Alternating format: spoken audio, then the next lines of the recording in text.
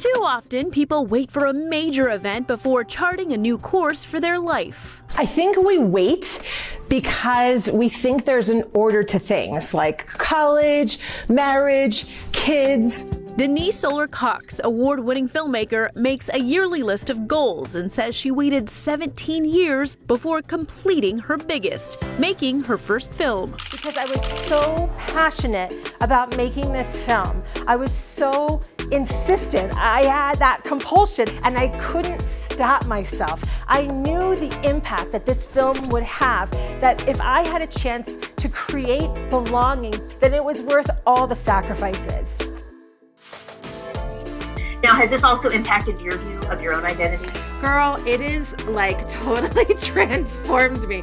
And what I say, it brought me back to me. It's kind of like a journey to myself. And I think that that's what the opportunity here is for people, is to be able to rid ourselves of the pieces and parts of ourselves that don't work, that we thought we had to be, in exchange for who we really are. I started working on this project 3 years ago, and I had the idea for 17 years to tell the story of what it's like to be firstborn American, born to Latino parents, and what it feels like to have to kind of ride the cultural line. Like for me personally, I never felt like I was Puerto Rican enough or American enough.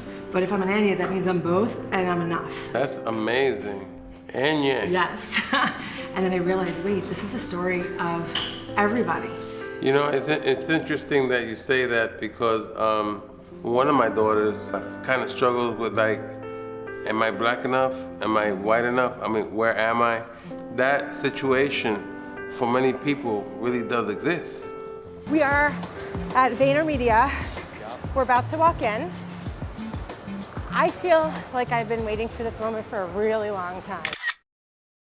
I'm really trying to validate, like phase one is I know how you feel, and that's what this movie's about. And the next thing is trying to influence this group of people. And so when I feel like when Latino people that don't feel connected and don't feel a part of things, they don't civically engage, they don't participate in their lives, they're not entrepreneurs, I think that they're the best leaders. I think we're in like the best leadership program when we're little kids because we're translating for our parents, we're translating culture all the time.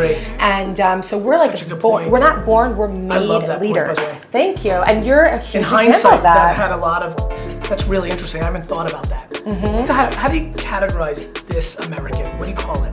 An Eñye. So somebody who's a Latino-born American, is that by your definition? By my definition, their parents have to be from a Spanish-speaking country. Right. Now, their parents were born from a Spanish-speaking country. They were born here. Right. Now, and then there are people like you that came here when you were 3. Yes. Right. So you're also included. I'm